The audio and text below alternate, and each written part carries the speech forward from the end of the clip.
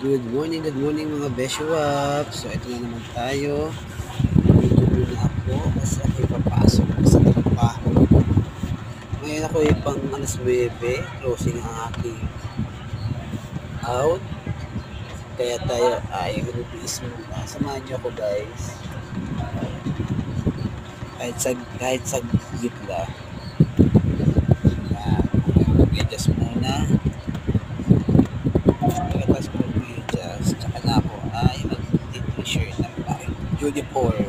Pasensya na guys. Pagpaglan talaga. Wala tayo pang plancha. Wala rin naman sila yung plancha. Diba? Oo. Diba? Relo. Flex natin yan.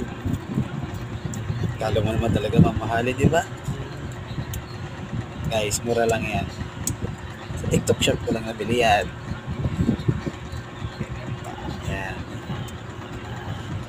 Kala mo naman talaga mamahalin, diba? Konting pagbag. Zoom lang tayo. Hindi tayo kasi sa bed.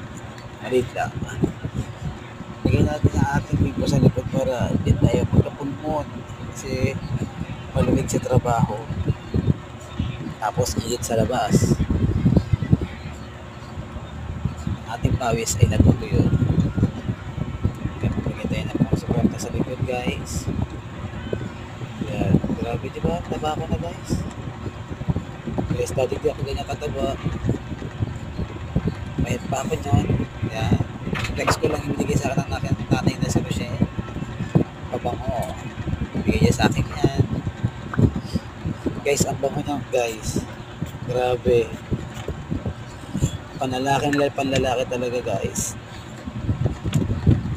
Grabe bango niya. Kaya nagustuhan ko siya guys. Actually, bumili pa ako ng isa niya. Hima sa mukha guys. Baka ba oily pa guys. Kahit bagong ligo. Bye guys.